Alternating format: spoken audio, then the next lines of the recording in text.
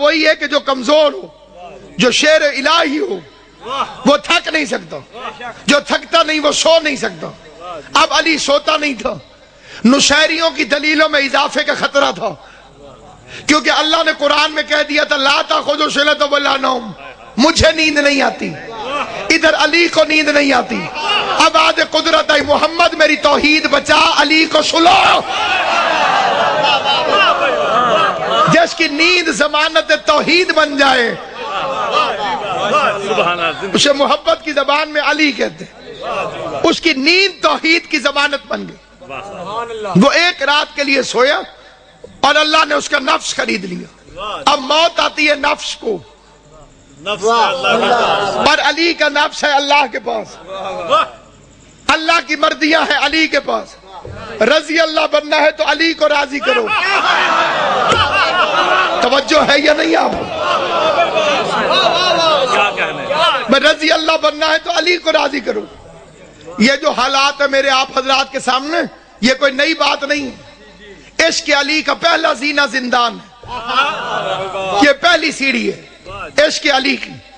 قبول کر لیں تو پھر یہ عزت عطا کرتے ہیں، یہ ہمارے لیے عزت ہے۔ 1400 سال سے ہمارے لیے عزت ہے، نہ ہم لاوارث ہیں نہ ہمارا دین جھوٹا ہے۔ سچ کی بنیاد پر کوئی بھی سزا ہو اسے جزا سمجھ کے اپناتے ہیں۔ بیان پہلے بھی یہی تھا کہ فاطمہ سچی ہے، بیان اب بھی یہی ہے کہ رسول کی بیٹی سچی ہے۔ زبان کٹ تو سکتی ہے لیکن زہرا کو جھٹلانے والے کو سچا نہیں کہہ سکتا۔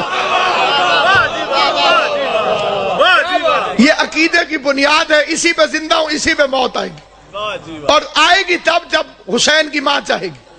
وہ آج چاہے تو آج آ جائے گی اور میں تیار ہوں، 100 سال نہ چاہے تو 100 سال نہیں آئے گی۔ اس لیے کہ تبلیغ میں نے کی ہے ولایت علی کی، عظمت سادات کی اور حق جناب زہرا کی، اور یہی میرا موضوع ہے، اسی پہ میرا عقیدہ ہے اور یہی میرا بیان۔ پوری دنیا سنے، اور جب تک اس گلے سے آواز نکلتی رہے گی میں اس سچی بی بی کا حق پڑھتا رہوں گا۔ نفس خرید لیا علی کا خدا نے، رضائے خرید لی اللہ کی علی نے، سودا ہوا ہے باقاعدہ۔ عمران شاہ جی تشریف فرمائے سیالکوٹ سے، ان کا پلاٹ ہو مجھے پسند آ جائے، میں کو قبلہ 10 لاکھ کا دے دیں۔ میں نے سودا کر لیا، 10 لاکھ ان کے ہو گئے، پلاٹ میرا ہو گیا۔ اب میرے پاس 10 لاکھ نہیں ہے، ان کے پاس پلاٹ نہیں ہے۔ مثال اس لیے دی ہے تاکہ چھوٹے بچوں کو سمجھ آ جائے۔ بھائی میں نے 10 لاکھ کا مثال کے طور پر شادی سے پلاٹ لے لیا، پیسے دے دیے، پلاٹ لے لیا، قبضہ میرا ہو گیا، پیسے ان کے ہینڈ اوور ہو گئے۔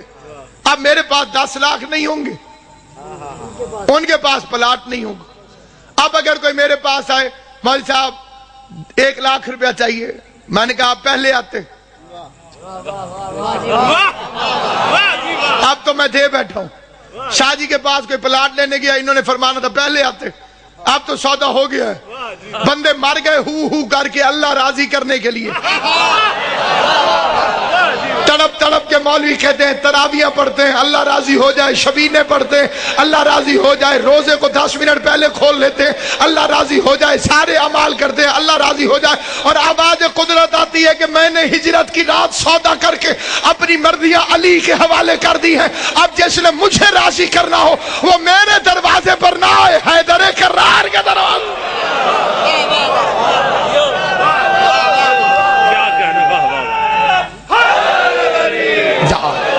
اور جس سے زہرا راضی نہیں ہو اس سے علی راضی کیسے ہوگا؟ ہر بندہ چاہتا ہے کہ میرے پیر کے ساتھ رضی اللہ لگ جائے۔ رضی اللہ کا مطلب ہے خدایا اس سے راضی ہو جاؤ۔ بندہ پوچھے بھی پہلے ناراض کیتا کیوں سے؟ غور ہے یا نہیں؟ پیر بنایا جاتا ہے کہ وہ اللہ کو ہم سے راضی کرے، اے الٹے پیر بخشوانے پہ گئے۔ توجہ ہے یا نہیں؟ بنایا پیر کہ یہ اللہ کو ہم سے راضی کرے گا، الٹا اس کے لیے دعا یا اللہ اس سے راضی ہو جائے۔ توجہ ہے یہ؟ پروردگارہ تو بھی میرے راضی ہو جا، رضی اللہ ہو جا، راضی ہو جا، راضی ہو جا، راضی ہو جا۔ دعائیں لے رہے ہیں الٹا مریدوں کی، جو بیچارہ ہماری دعا کا محتاج ہو وہ جنت میں کیسے لے کر جائے گا؟ بھئی یہ اللہ میاں راضی ہو جا اپیل ہی ہے، ضروری نہیں کہ منظور ہو۔ عوام کی دعائیں اگر قبول نہ ہوئی تو صاحب تو گئے۔ اس لیے علی کے ساتھ لکھتے ہیں کرم اللہ وجہہ، سب سے پہلے لکھا فخر الدین رازی نے۔ مریدوں نے پوچھا، شاگردوں نے پوچھا، حضور سارے صحابہ رضی اللہ، علی کرم اللہ، علی کو رضی اللہ کیوں نہیں لکھا؟ خدا کی قسم میں اوڑھ کے بھی یہ فقرہ پڑھوں تو فخر الدین رازی کے اس فقرے کی قیمت نہیں ہے۔ انہوں نے فرمایا اگر علی نے بھی پوری زندگی کوئی گناہ کیا ہوتا، سلامت رہو، آباد و شاد رہو، سلامت رہو، اگر علی نے بھی پوری زندگی کوئی گناہ کیا ہوتا اور اللہ علی سے ناراض ہوا ہوتا تو تب میں علی کو رضی اللہ کہتا۔ چھوٹے بچوں کو سمجھانا پڑتا ہے، ان دو بچوں کی آپس میں کوئی لڑائی تو نہیں ہے، تو نہیں کوئی لڑائی، میں ہر 2 منٹ بعد کہوں تو راضی ہو جائے دن، وہ آخر آگ کے کہے گا میں کدو ناراض ہے دل۔ توجہ ہے یا نہیں؟ کائنات میں ایک ہی بادشاہ ہے علی، جس کے نام کے ساتھ مسلمانوں نے اس لیے کہا رضی اللہ نہیں کہ اس نے کبھی اللہ کو ناراض کیا ہی نہیں، کیونکہ اللہ ان سے ناراض ہوتا ہے جو بتوں کو پوجتے رہے ہوں، اللہ ان سے ناراض ہوتا ہے جو شراب پیتے رہے ہوں، اللہ ان سے ناراض ہوتا ہے جو 300 کی اونٹنی مصطفیٰ کو 900 بلیک میں فروخت کرتے رہے ہوں، اللہ ان سے ناراض ہوتا ہے جو تلوار کے ڈر سے مسلمان ہوئے ہوں، اللہ ان سے ناراض ہوتا ہے جنہوں نے نجومیوں کے کہنے پہ کلمہ پڑھا ہو، اللہ ان سے ناراض ہوتا ہے جو بت یہاں رکھ کے نمازیں پڑھیں۔ بڑے بڑے بزرگ ہیں، کئی مسلمان رفع یدین کی یہی دلیل دیتے ہیں، بھئی تھے بت رکھ کیا گیا، اللہ کے اینج کرو اللہ اکبر، ہاں جی، اب بعد میں بندے پھر حوالے پوچھتے ہیں۔ میں علامہ اقبال کا شعر پڑھ دیتا ہوں، وہ فرماتے ہیں اگرچہ بت ہیں جماعت کی آستینوں میں، اگرچہ بت ہیں جماعت کی آستینوں میں، مجھے ہے حکم اذان لا الہ الا اللہ۔ اس لیے سامعین کرام ان کے لیے یہ تصور کرنا کہ ان کے لیے موت ہے، یہ مادیت پرستوں کی بات ہے۔ انہوں نے کیوں ایسا کیا؟ تاکہ دنیا کو پتہ چلے کہ ہم خدا نہیں، اس لیے تابوت بھی اٹھے، مزار بھی بنے اور آج روزے بھی موجود ہیں، لیکن انہیں اپنے جیسا گمان کرنا جہالت، اس لیے کہ خدا بند کریم نے ان کو جو عزت اور عظمت عطا کی ہے اس کے لیے ایک فرمان معصوم پڑھ دو، فرمان نحنو فی الاجسام اشباہ، ہم جسموں میں شبیہ کی طرح ہیں، وفی الاشباہ انوار، اور شبیہوں میں انوار ہیں، وفی الانوار اسرار، انوار میں اسرار ہیں۔ مجھے اس حدیث کو سمجھنے میں بڑی مدت لگی تھی، لیکن میں 2 منٹ میں آپ کی خدمت میں عرض کر دوں۔ پہلا فرمان میرے بادشاہ کا کیا؟ ہم جسموں میں شبیہ، یہ جو آئینہ ہوتا ہے جسے سرائیکی اور پنجابی حضرات شیشہ کہتے ہیں، جیسے بندے کی شکل نظر آتی ہے، اس کو چھوٹا بچہ جب شعور میں آنے کے بعد شروع میں دیکھتا ہے تو بڑا پریشان ہوتا ہے کہ میرے ورگا بندہ اندر کھڑا۔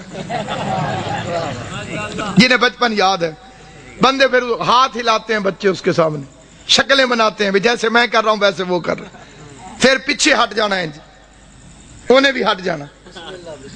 شیشے کے اندر یعنی میرے سامنے آ گیا آئینہ، ایک ناصر عباس ادھر ہے، ایک آئینے میں ہے، یہ دونوں ناصر عباس، اندر والے کا نام کوئی اور تو نہیں ہوگا نا بھائی، اسے بھی یہی کہو گے نا کہ یہ ناصر عباس، ٹھیک ہے سرکار، کہ دیکھے گا وہی جسے نظر آئے گا، جو نظر آئے گا وہی ہوگا۔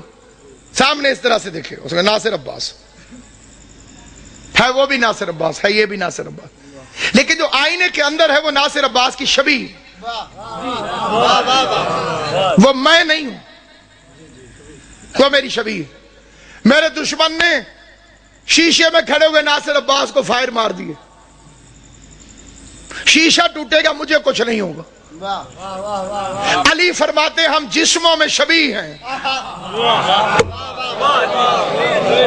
तवज्जो है ये, हम जिस्मों में शबी हैं, यानी जिन्होंने इनके जिस्मों को मारा उन्होंने शबी को तोड़ा, इनकी असल को कोई छू नहीं सका।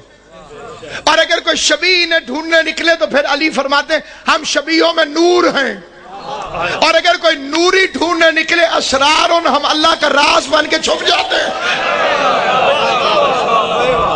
नूरी की इतनी अप्रोच नहीं कि आले मोहम्मद तक पहुंच सके, इनकी तखलीक को समझ सके, इनके आने को समझ सके, इनके जाने को समझ सके। 82 जंगें लड़ा मेरा मौला अली, किसी जंग में शहीद नहीं हुआ। बदर में, ओहद में, खंदक में, हुनैन में, सफीन में, जमल में, नहरवान में इतना बड़ा लश्कर अली को कत्ल करने आता था और किसी जंग में अली शहीद नहीं हुआ। क्यों? क्योंकि अली का लक़ब है गालिब अला कुल्ल गालिब। अगर कोई अली पर गालिब आ जाए तो कुल्ल गालिब पर गालिब आ गए, क्योंकि अल्लाह ने 10 चीजों को 10 चीजों पे गालिब बनाया।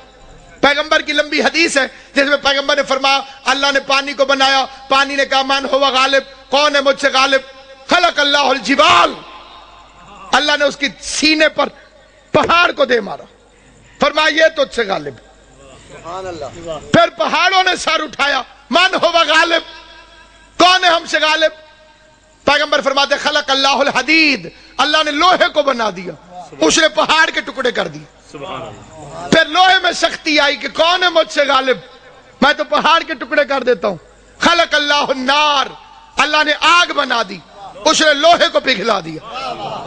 फिर आग ने कहा मन हुआ गालिब, खलक अल्लाहुल मा, अल्लाह ने पानी को खालिक किया, उसने आग को बुझा दिया।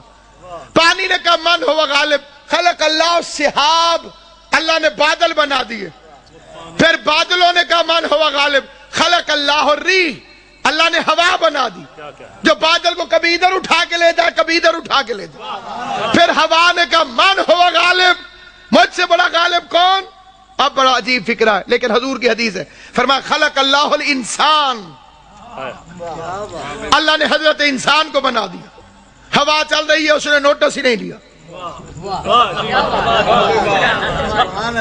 सो गया, उसे परवाह ही नहीं, चलती रहे हवा। तवज्जो है ये नहीं? हवा चलती रही जो बादलों को उड़ा देती थी, इंसान ने नोटिस ही नहीं लिया। अगले फिक्रे से पूरा मजमा मुत्तफिक होगा। मासूम फरमाते हैं कि फिर इंसान ने कहा मन हुआ गालिब, शायद मैं सबसे बड़ी चीज। पैगंबर फरमाते हैं खलक अल्लाहुल मौत, अल्लाह ने मौत को बनाया जो इसके गरूर को तोड़ देती है। इसकी गर्दन की अकड़ खत्म होती है तो मौत का नाम सुनकर, इसकी मंसूबा बंदियां दम तोड़ती है तो मौत का नाम सुन के। 100 साल की प्लानिंग करने वाला इंसान खत्म हो जाती है हर चीज मौत का तस्वर सुनकर। यानी इस पर गालिब है मौत, और मौत पर गालिब है अम्र, और अम्र पे गालिब है उलिल अम्र, और वो है अली और उसके 11 बेटे।